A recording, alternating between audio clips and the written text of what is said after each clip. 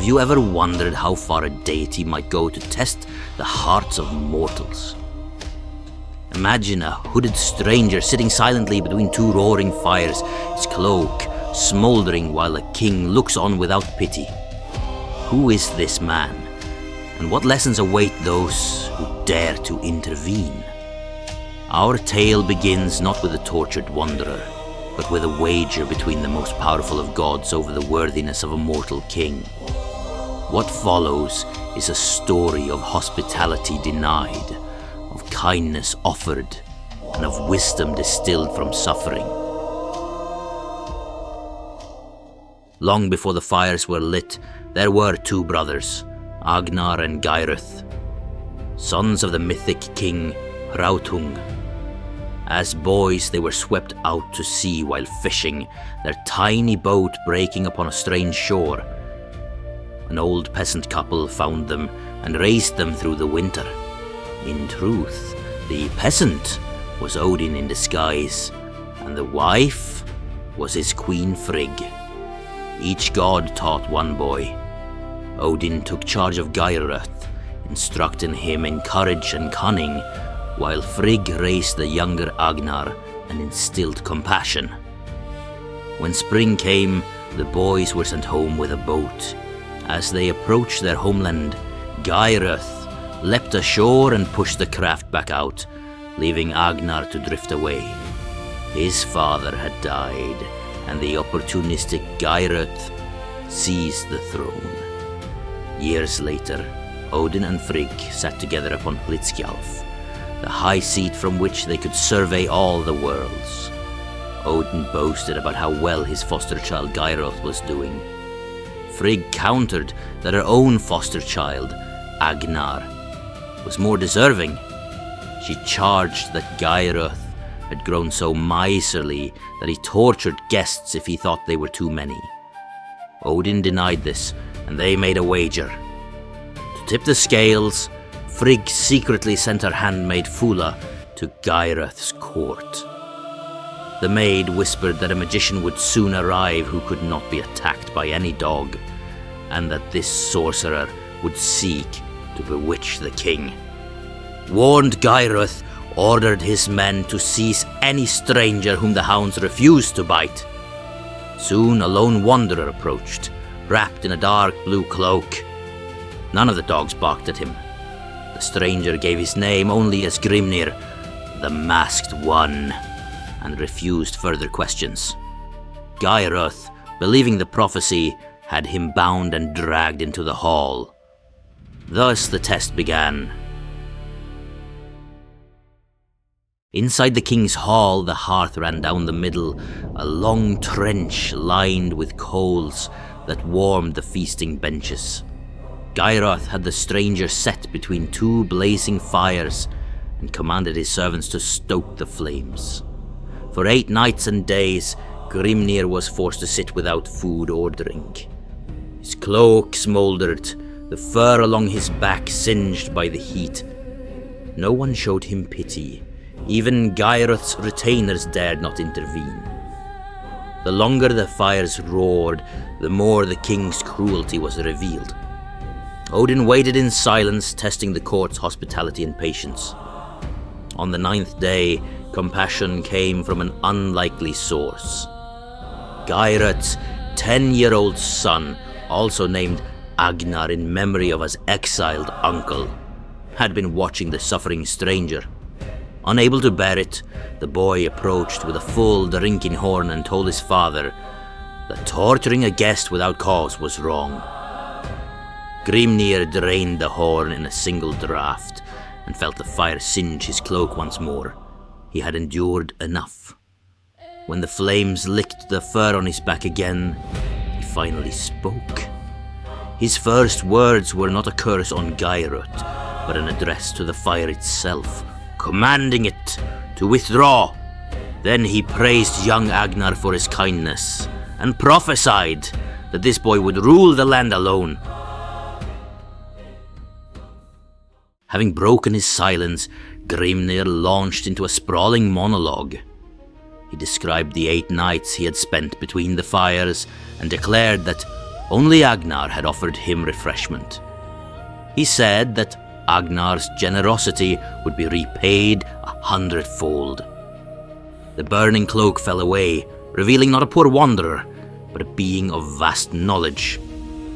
Grimnir began to recite the hidden geography of the cosmos, naming the halls of the gods and the realms of elves, giants, and humans. He spoke of Thor's mighty hall, Thrudheimr, of Ular's Udale, and of Valhall, where Odin's warriors feast and fight. He described rivers that spring from the stag Eikthrunir's antlers and the goat Heidrun, whose udders fill an ever-flowing vat of mead. This recital of worlds and wonders was both a testament to his wisdom and a gift to Agnar, who listened intently. Throughout his speech, Grimnir repeatedly referred to himself by many names. He listed more than 50, each reflecting a different aspect of the Allfather. These names included the Wanderer, the Terrible One, the Shaker, the Poet, and the Hooded One. Each name hinted at a story or a facet of his power. By cataloguing his own titles, Grimnir demonstrated that knowledge of names is knowledge of essence. At the same time, he taught that no one should assume a stranger's identity by appearance alone. Behind every mask could lie a god. His monologue also contained lessons about hospitality and the mutual obligations between hosts and guests. He recounted how the Hall of Valhall is roofed with spears and shield rafters. Yet even there the fallen warriors are welcomed with drink and song.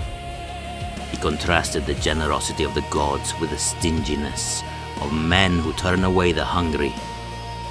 In listing the dwellings of gods and giants, he gave young Agnar a cosmic map, but also a moral compass.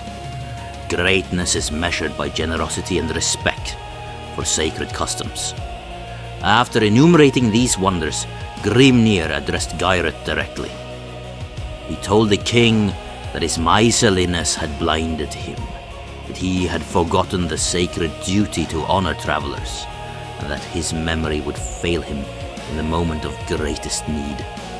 This admonition, delivered calmly after pages of cosmic lore, cut more deeply than the flames ever could.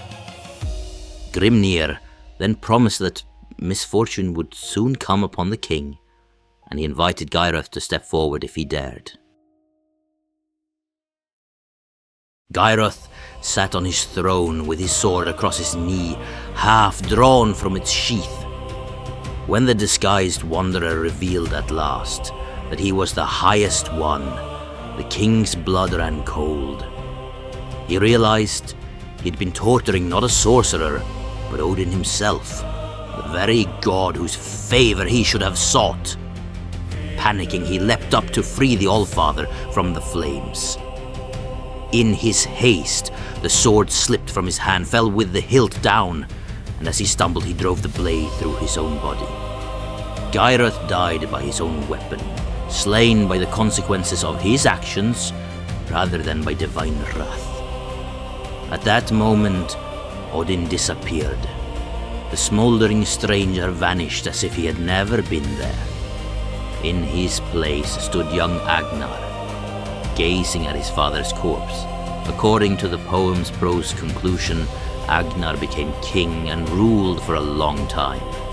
He had demonstrated compassion when no one else did, and he was rewarded with the throne. The wager between Odin and Frigg was settled. Frigg's foster child proved the more virtuous. If you're drawn to stories of gods, fate, and hidden truths, take a moment to like the video and subscribe. It helps keep these ancient tales alive.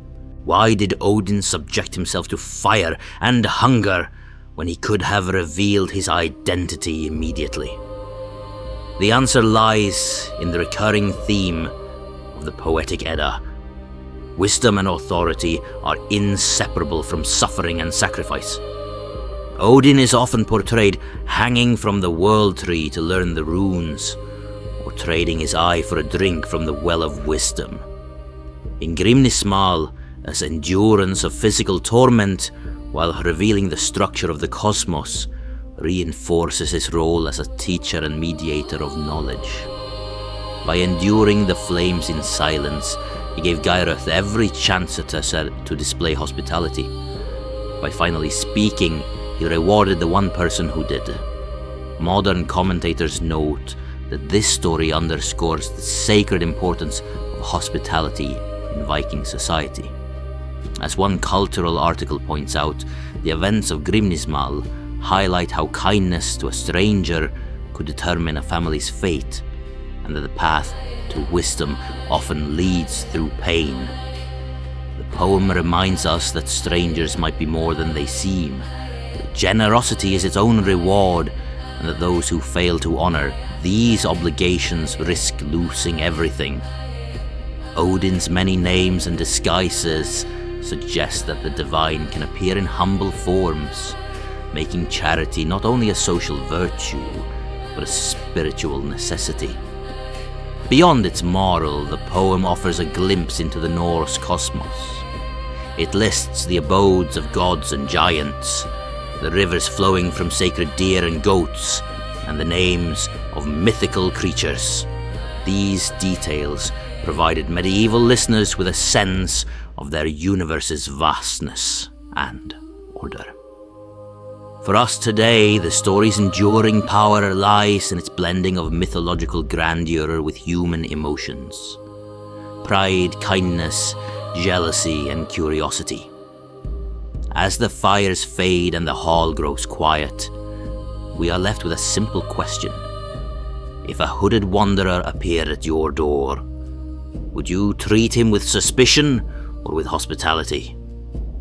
In the world of Grimnir, such a choice could mean the difference between ruin and lasting honor,